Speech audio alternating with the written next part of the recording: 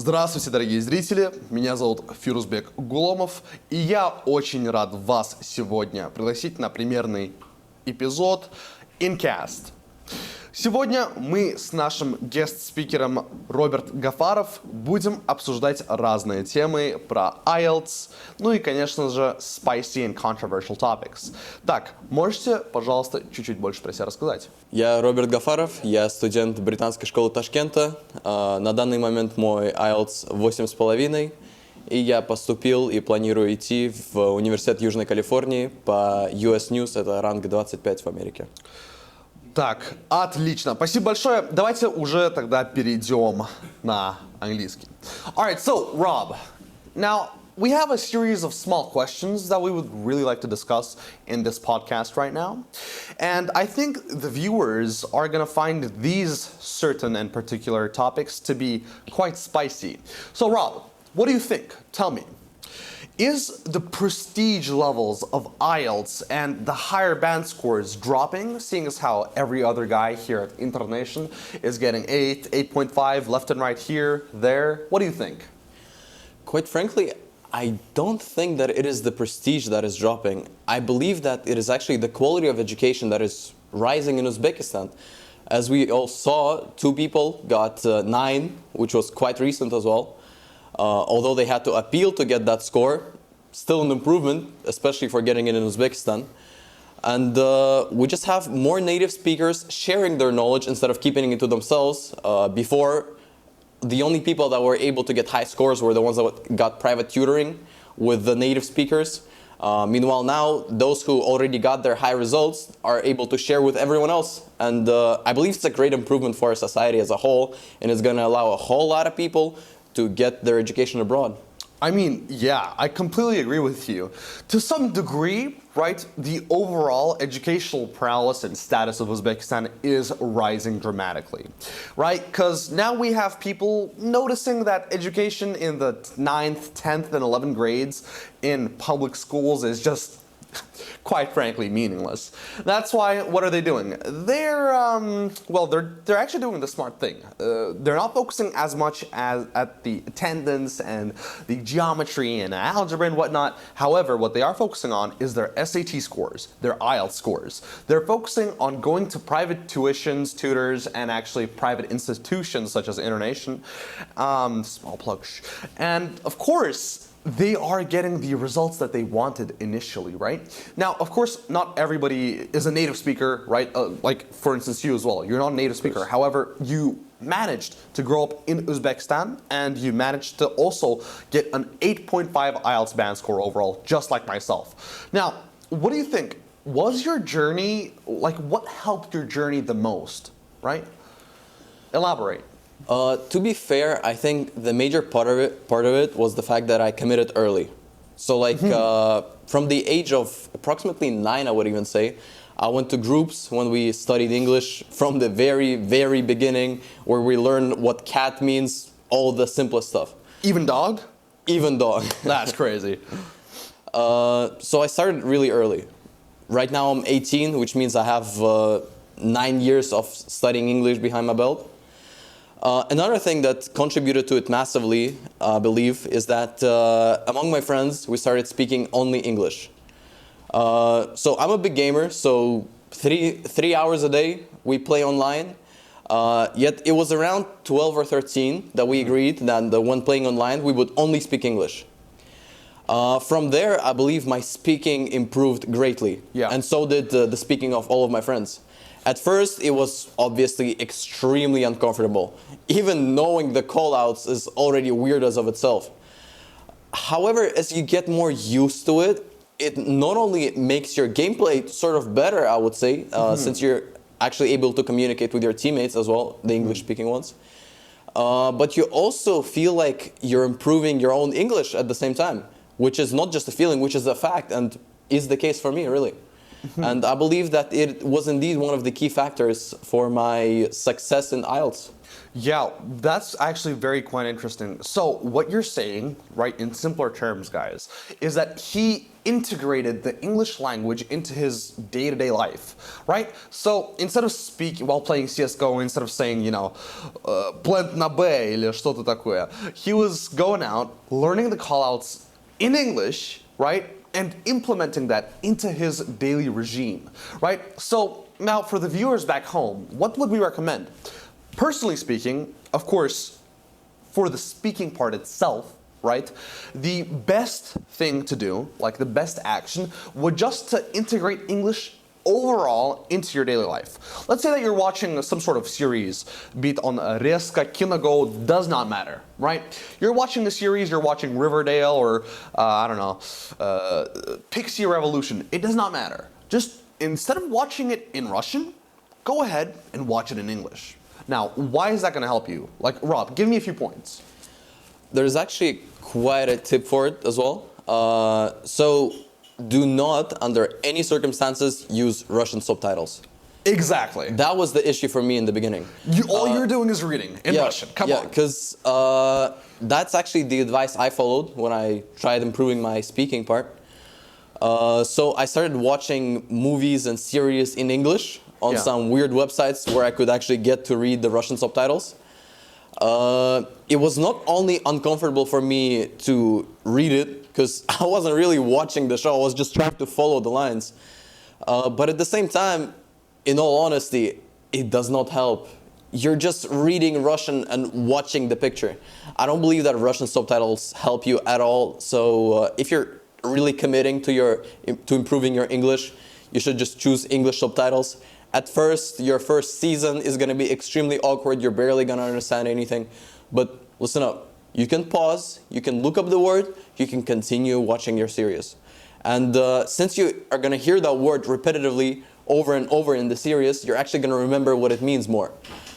So once again, it is the leisure activities, the everyday little things that make your English better overall. That's just wonderful. Thank you for those points. Now, Rob, let's move on to a somewhat peculiar topic, right? So we've discussed about the prestigious of IELTS, right? Like 8.5, 9.5, does not matter, yada, yada, yada. However, what do you think with these higher band scores, right, that people are getting nowadays, right? What do you think? Are there applicacies towards different universities also getting higher? Or do you think that they just get their IELTS 7.5, 8, maybe even 8.5, and, go to Westminster or Webster and say, yeah, I'm cool? What do you think? So look, I really think it depends on where a person applies.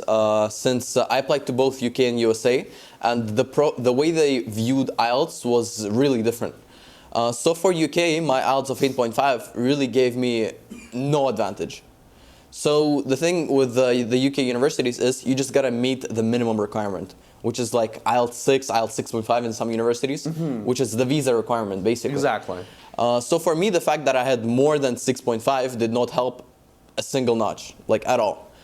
For USA, however, I do believe that it was quite a significant factor towards my humanities degree application. Since I'm applying for a humanities subject, having that high IELTS score is really a proof that I am indeed capable of using English proficiently.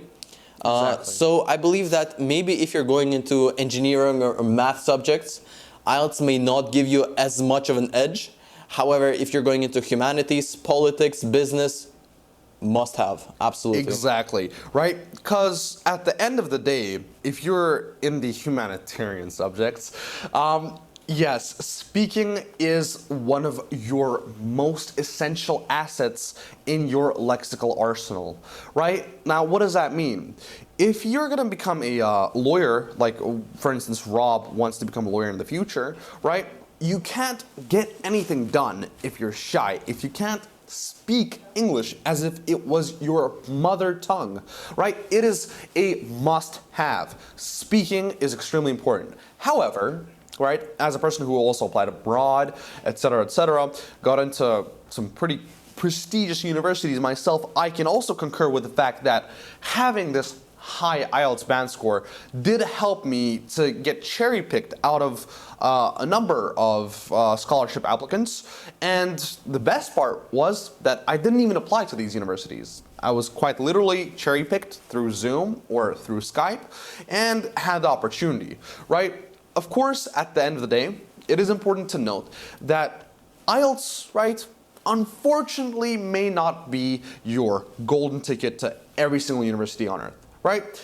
However, one should also recognize the fact that it is also important to work on your extracurriculars, right? Go to a few MUNs, go to a few debates, right? I know that some of our viewers back home, well, they're at the age of, the main demographic is at the age of 15 or 16, right? Drop a plus down if you're that age group. All right, however, if you have time, if you're still in school or maybe you're going to an academic lyceum, it doesn't matter, Interhouse, Westminster, or whatever, you still have that time to enroll to MUNs, to debates, go do some social work, some social activities, right? Maybe even to a nonprofit or even, what are they called? NGO organizations. It doesn't matter. All of these small points that you rack onto your belt, right, are going to help you in the long run. Now, Rob, now that we've discussed the IELTS prestigious, right, university applicacies, so on and so forth, let's go on and have a little chat, right? Face to face, one 8.5 holder to another. What do you think? In consensus reality, is IELTS important? The main question. So look, I believe that IELTS is not the reason you get accepted into uni. To be completely honest, having IELTS is not the reason you get accepted. But most importantly, having IELTS is the reason you do not get rejected. So I believe that in the modern days, seeing how we're international applicants, having IELTS when applying for international universities is more of a requirement rather than your edge. Everybody's doing it. You want to be as competitive as possible, obviously. But even if you get the highest of scores, 8.5, 9, that 9.5. 9.5 Minimum, yeah. Minimum. Of course. That is not going to be the reason for your acceptance. However, it may protect you from many rejections that would have otherwise occurred. Of course, right? Now, my point of view on this topic is let's defer from universities and life abroad, so on and so forth. Unfortunately, or maybe even fortunately, I have not enrolled to the universities where I had my scholarship at. Therefore, I have stayed in Uzbekistan for personal reasons. And what can I say about just the native Uzbek life with that IELTS 8 or 8.5 in your hands? No university degree yet, right? Because we're a little younger, right? What can you do with your IELTS, right? To be quite frank, or to be honest in simpler terms, having this IELTS band score really opens up lots of job prospects. It is kind of the golden egg to the goose, metaphorically speaking, of any job, right? You can go and work in places such as Internation. You can go work in as a teacher, as a tutor, as a support. It doesn't matter. You will be getting paid for your overall knowledge of the English language. So, my own personal tip for the viewers back home, right? If you are deciding to stay in Uzbekistan, then you should most likely start thinking about getting that higher IELTS band score.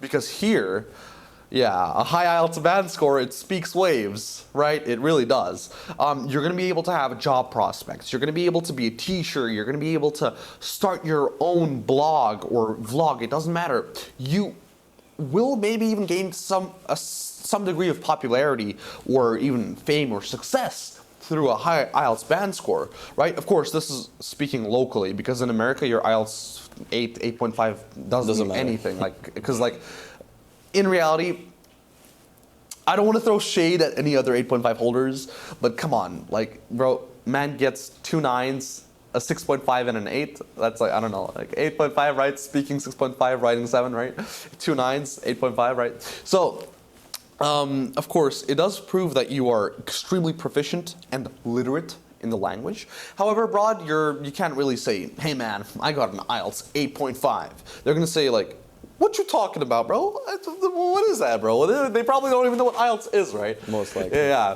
it's the prestigious that is quite local, unfortunately, right? So only in Uzbekistan you can go to your hola and say, "Oy, hola Karim, manda IELTS 8 yarim bor ekan," right? And she's gonna be like, "Why, Zora?" Right? And they're gonna have a little plof gathering for you, right? So again, not as essential abroad. However, I can state in conclusion that it is very beneficial for people residing in Uzbekistan because, yes, it is prestigious to have an IELTS 8 or 8.5, right? Another thing to note regarding your extracurricular activities and IELTS being correlated to it is when you have a higher IELTS score, you actually get invited places. So, for example, Exactly. for my TEDx, I was invited to the TEDx simply because my IELTS score was high. For MUN, I was able to participate in the intermediate or pro committees, once again, only because people with a higher IELTS score were allowed in. Therefore, the award from there is much more significant as well. Exactly. I'm currently going to be a guest speaker at TEDx Al-Khwarizmi as well, which is, once again, another aspect where I wouldn't have been invited if my IELTS score was not of the necessary level. So, is the prestige level of IELTS dropping? Yay or nay? No. The prestige is not dropping, the education is improving. Exactly. People are getting better. Yes, sir. That is a phenomenal answer. Now, second part. Is IELTS the leading factor for university advocacy or not? It is a requirement. It is not the reason you get accepted, but it is the reason you're going to be rejected. So you better get those scores up. The political answer.